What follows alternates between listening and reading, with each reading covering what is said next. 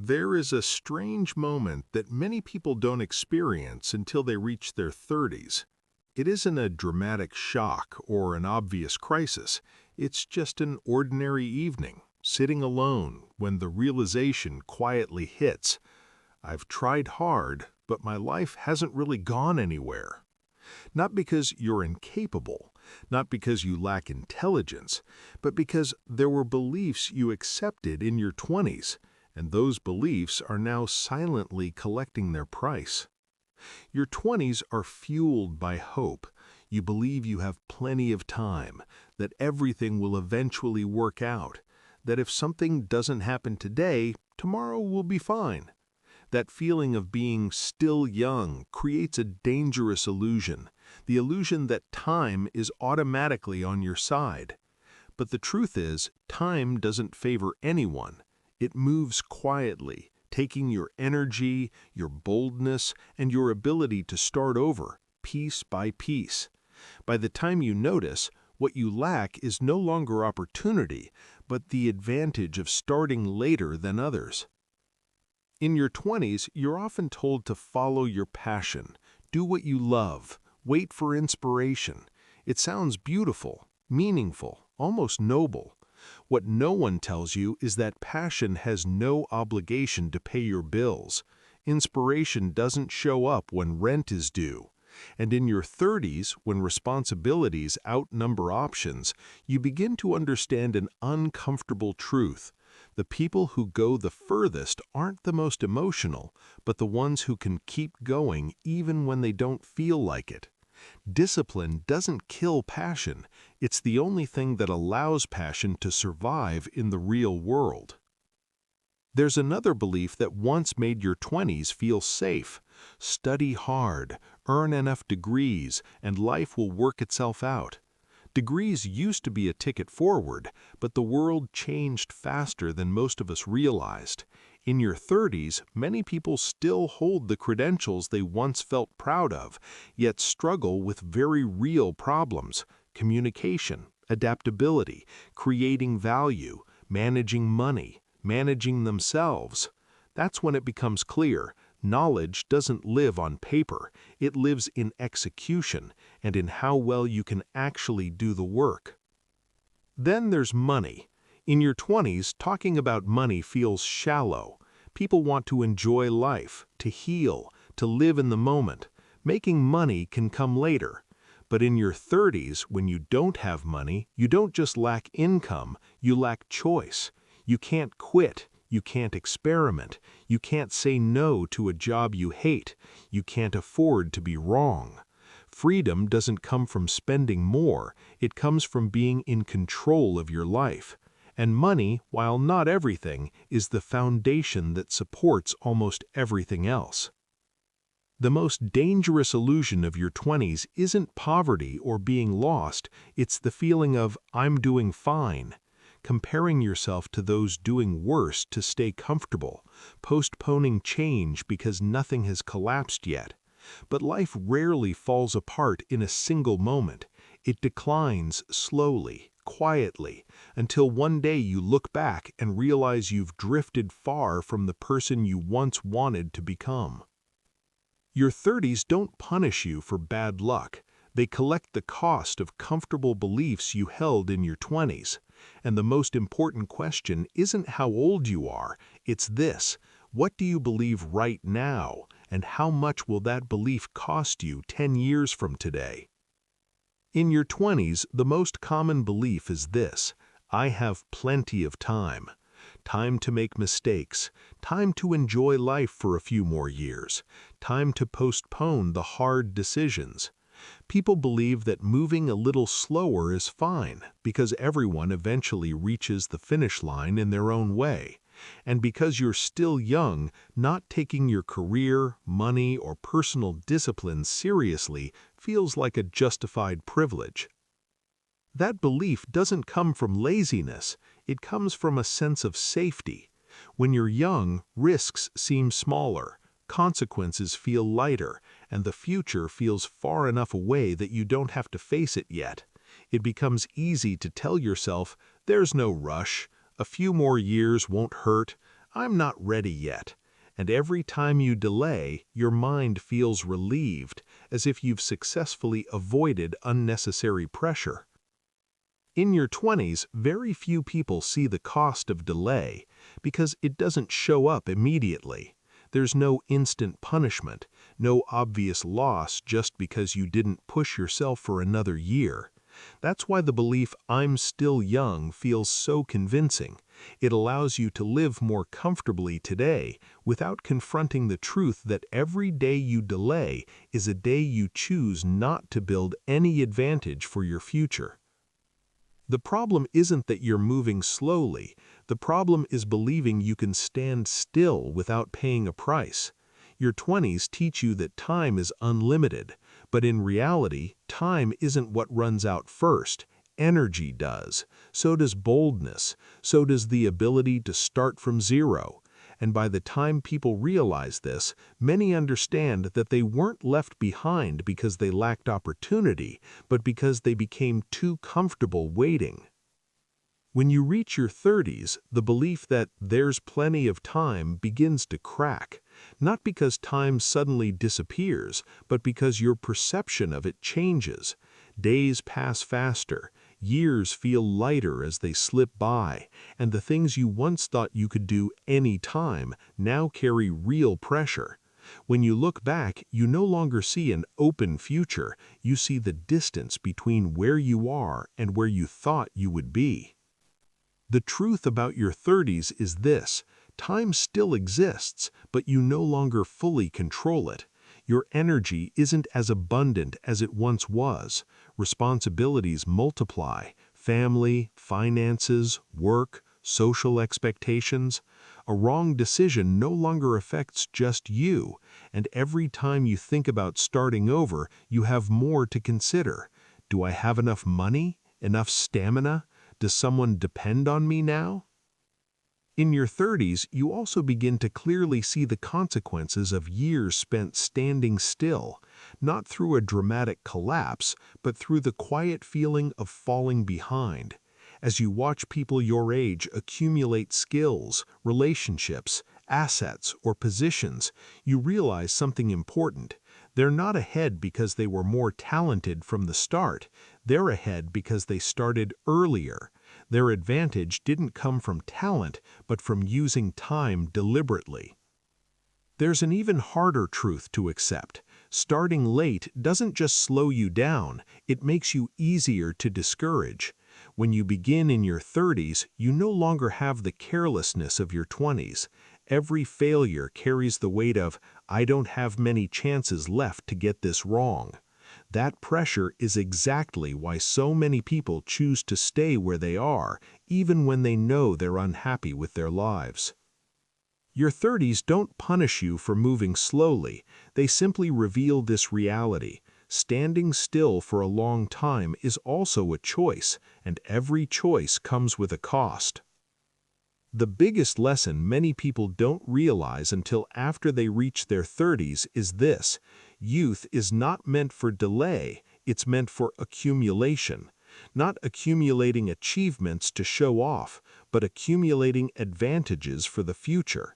Every year in your 20s, if used well, can become powerful leverage. And on the other hand, every year spent waiting leaves behind a gap that's hard to recover. The shift in mindset begins when you stop asking, "How much time do I have left?"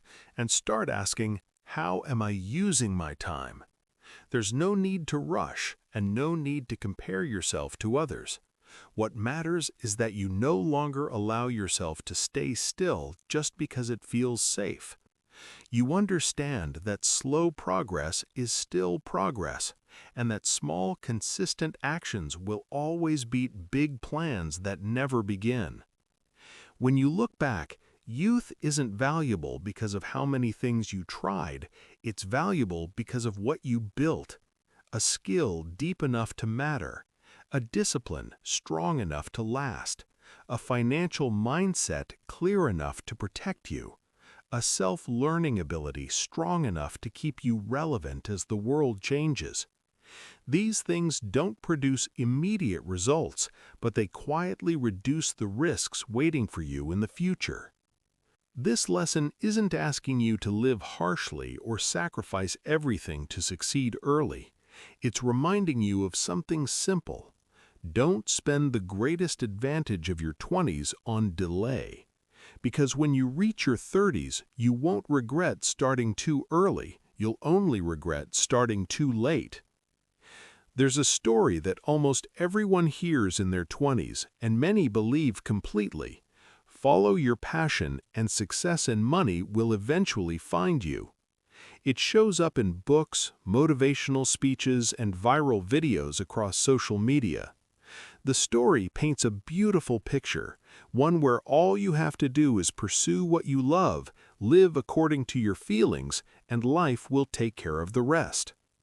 That story is especially seductive in your 20s because it matches your desire for freedom and self-expression. It makes people believe that discipline is for rigid, uninspired individuals, while inspiration is the true engine of creativity. That if you don't feel motivated today, it's fine to stop, because forcing yourself to work would be betraying who you really are. And so, many people only begin when they feel inspired, and only continue as long as the emotion lasts. In that narrative, passion is placed at the center, while discipline, habits, and boring repetition are downplayed or even treated as obstacles. People are encouraged to follow their heart, but rarely taught how to build the competence needed for that heart to survive in the real world. Motivational stories almost never talk about the days you don't feel like working, the long stretches with no visible progress, or the periods when passion goes completely silent. And because the story sounds so good, so reasonable, many people carry it with them throughout their 20s until they reach their 30s and start asking a hard question. If passion alone is enough, why am I still struggling? As you enter your 30s, the story of passion begins to show obvious cracks. Not because people stop dreaming, but because real life starts asking questions that emotions cannot answer. Rent, daily expenses, family responsibilities, workplace pressure, all of it shows up on schedule whether or not you're living your passion. And for the first time, many people realize a hard truth. Passion is not obligated to support you.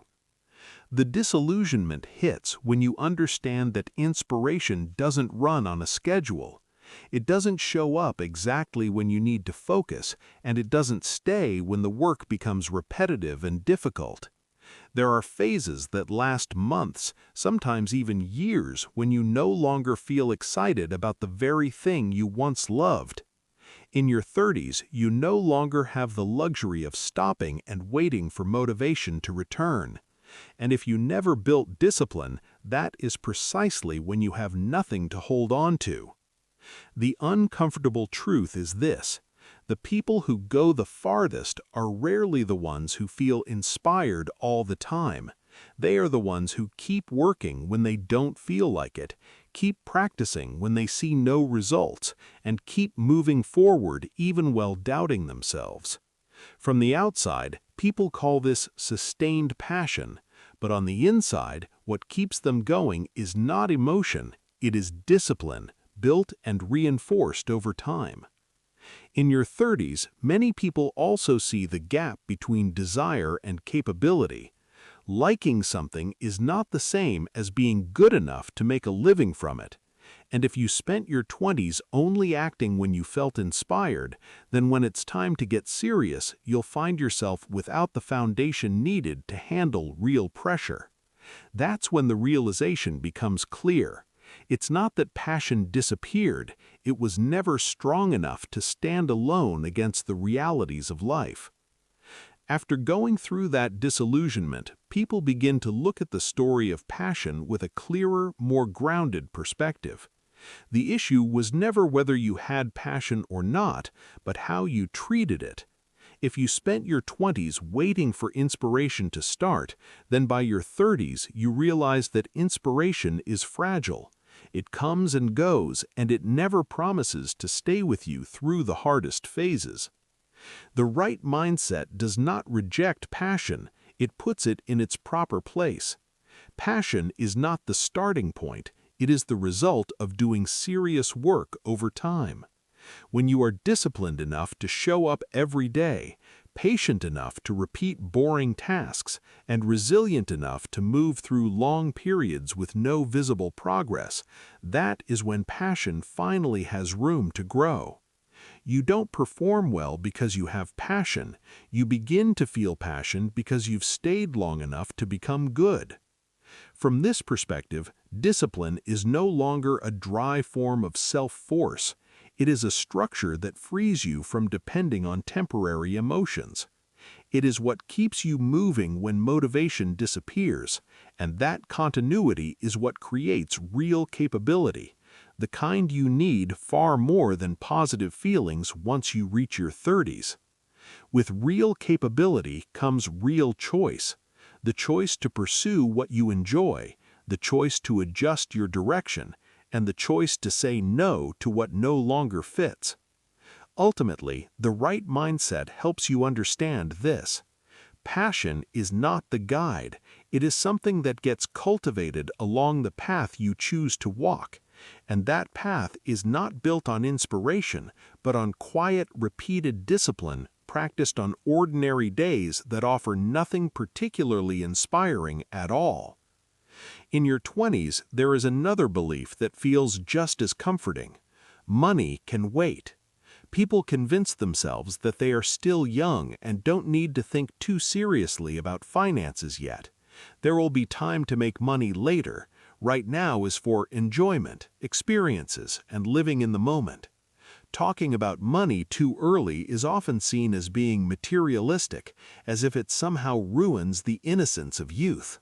That belief is usually wrapped in language that sounds positive and emotionally healthy, healing yourself. You deserve to enjoy life. Don't put so much pressure on yourself about money.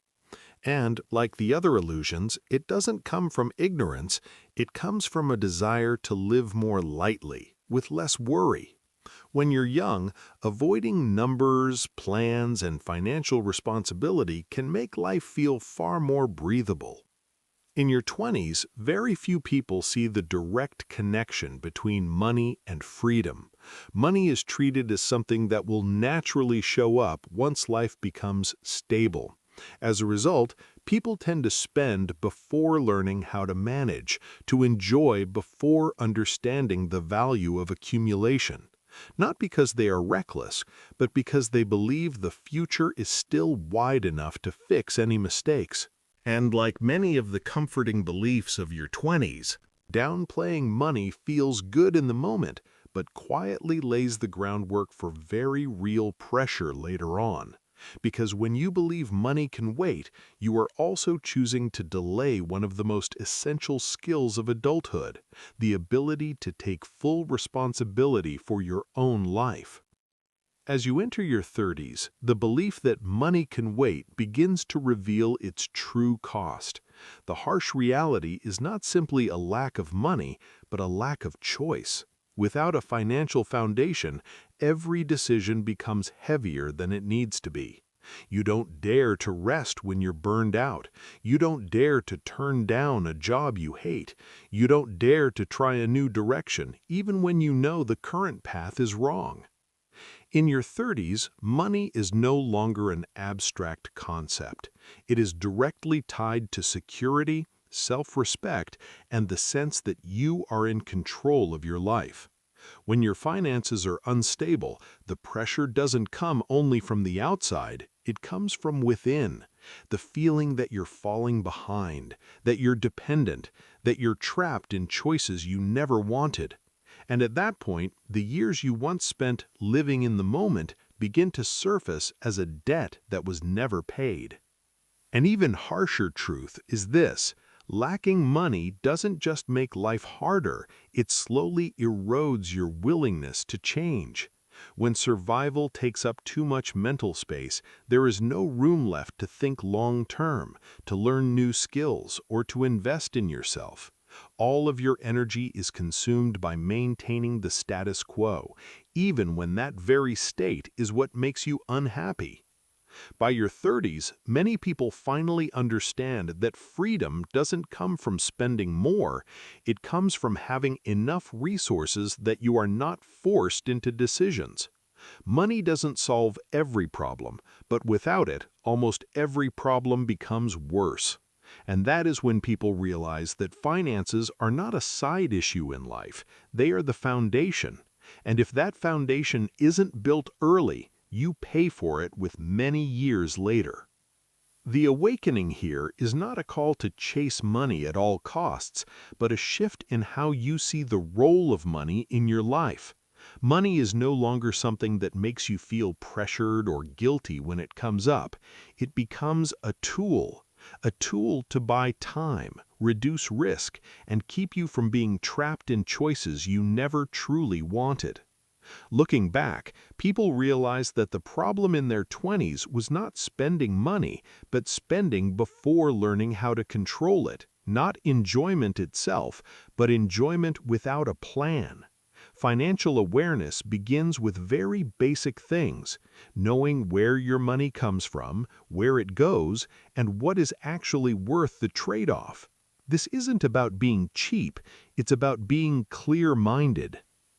This awakening also brings a crucial shift in how freedom is defined. Freedom is no longer about doing whatever you want whenever you want, but about not being forced to do what you hate just to survive. And to reach that point, you need a financial foundation that is solid enough, not necessarily large, but stable enough to give you options when it matters. In the end, most regrets in your 30s don't come from being too practical too early, but from avoiding reality for too long. When you face money honestly at an earlier stage, you don't lose your youth, you protect your future. And that is the core realization of this section. Money doesn't take away freedom, lacking it is what slowly strips your freedom away, day by day. There is a lifestyle that is extremely common in your 20s, yet rarely seen as dangerous, living in a state of good enough. Not bad enough to demand change, but not good enough to feel genuinely fulfilled. People get used to comparing themselves to those who are worse off, using that comparison to reassure themselves that they're still on the right track. As long as someone else is doing worse, the anxiety is temporarily eased. This lifestyle is often reinforced by familiar phrases. Everyone's like this. At least I haven't failed. Things will work out eventually. They sound reasonable, even comforting, but it's that comfort that slowly removes the sense of urgency to change. When nothing has collapsed yet, maintaining the status quo becomes the easiest option. In your 20s, accepting a life that is not too bad creates a false sense of security. You have a job, enough income to get by, and small pleasures to compensate. But deep down, you know you're avoiding a critical question. Is this the life you want 10 or 20 years from now? And instead of facing that question, many people choose to stay busy, choose familiarity, and choose to continue as they are. The good enough lifestyle doesn't cause immediate failure, it simply slows you down, dulls your edge, and trains you to lower your own expectations. Its real danger lies here. You don't feel enough pain to change until too much time has already passed.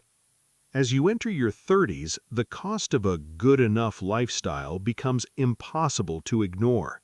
It doesn't arrive as a dramatic shock, but as a quiet emptiness that's hard to name.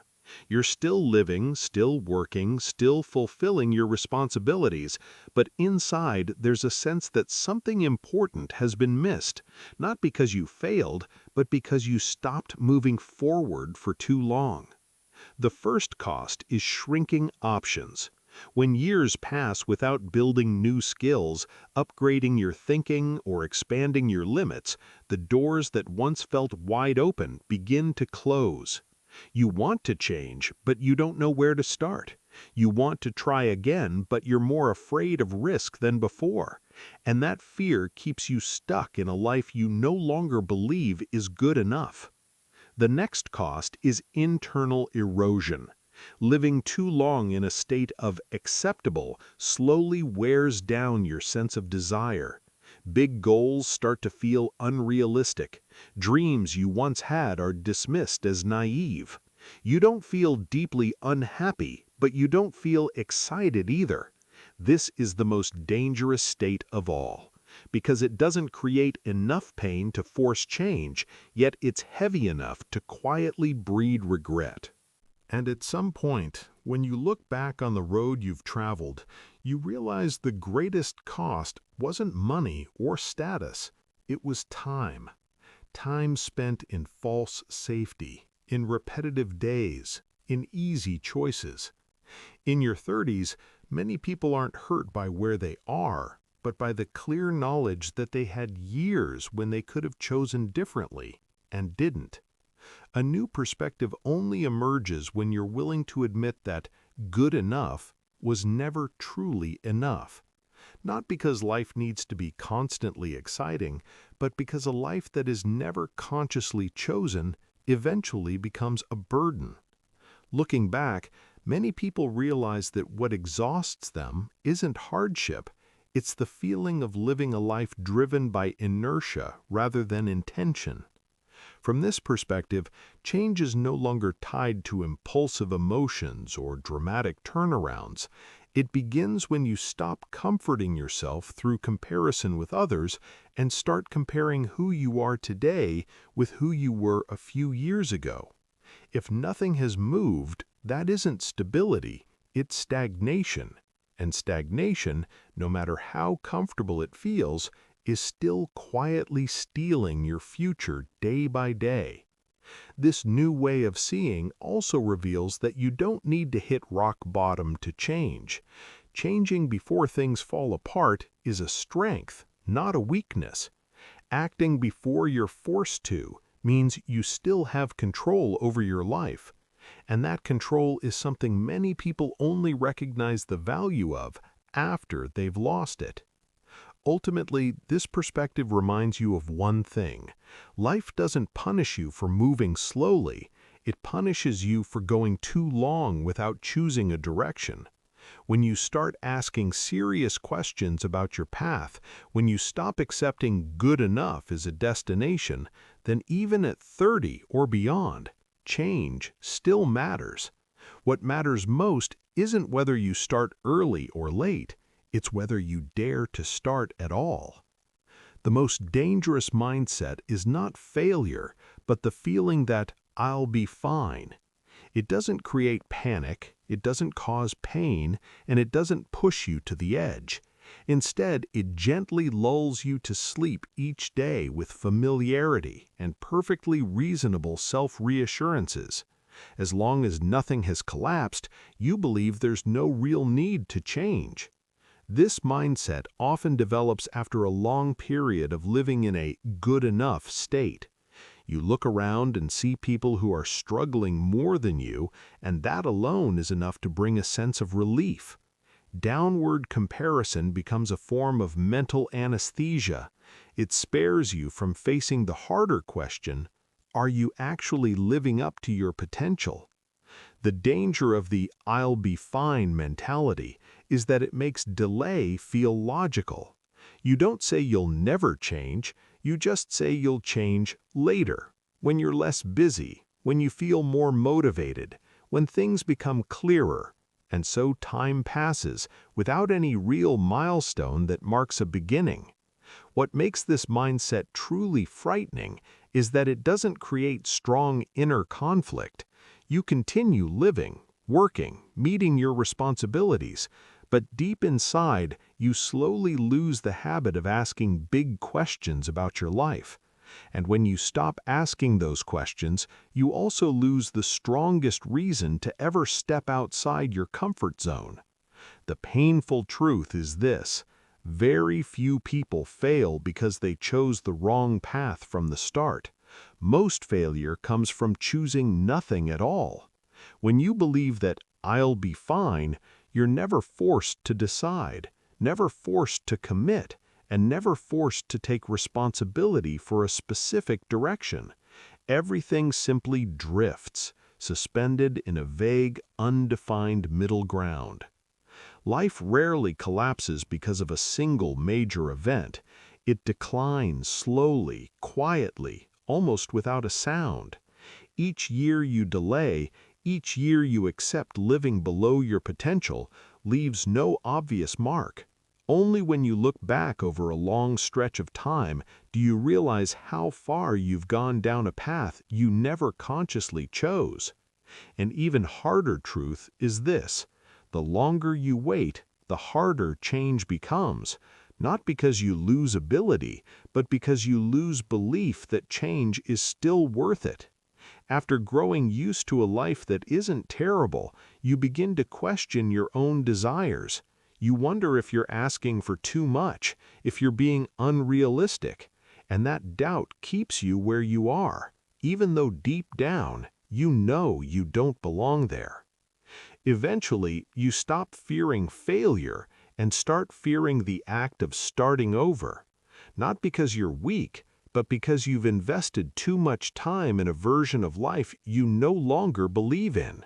And that is the quietest cost of the "I'll be fine" mentality. It doesn't take away your present, it takes away your ability to believe that the future can be different. The warning here is not meant to create fear, but to bring you back to clarity. Life doesn't wait until you're ready to change. It simply keeps moving, whether you're acting intentionally or not. And every day you choose not to decide, you allow inertia to decide for you. If there is one thing worth realizing early, it's this: there is no perfect time to begin. Waiting till you feel confident enough, clear enough, or motivated enough is just a subtle form of delay. Clarity doesn't come before action, it comes after action. And if you keep waiting for things to feel right, chances are you'll be waiting forever.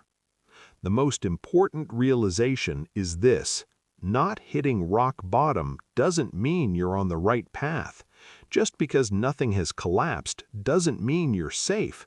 It only means you're still able to endure. But enduring is not living, and adapting is not the same as growing. In the end, remember this: you don't lose your direction in a single day, and you won't regain it through a moment of determination either. But the moment you're willing to admit that you need to change, even if you don't yet know where you're going, is the moment you reclaim control of your life. And that is something no one else can do for you. When you look back on this entire journey, one thing becomes very clear. Your 30s don't make you pay because you were unlucky and not because you were less capable than others. The cost comes from the illusions that once made your 20s feel comfortable and safe. Every delay justified by "I'm still young," every time you waited for inspiration instead of building discipline, every moment you avoided money, every quiet reassurance of "I'm doing fine," all of it adds up to a gap you only begin to feel when time no longer feels like it's standing still. But what matters most is not regret over the past. The real value of awakening is clarity about the present. Whether you're still in your 20s or already in your 30s, the moment you begin questioning your mindset, your choices, and the way you're living is the moment you still have room to change direction. Not to become someone else, but to move closer to the version of yourself you know you're capable of becoming. That is exactly why conversations about mindset, psychology, and decision-making matter so much. Because before life changes, the way you think has to change first. Think and Speak English is built around that idea. not just learning a language, but learning how to think more clearly, more deeply, and more responsibly about your own choices in an increasingly complex world. If you're in your 20s, take this as a reminder not to spend your greatest advantage on delay. If you're in your 30s, remember this: it's not too late, but it's also no longer time to waste.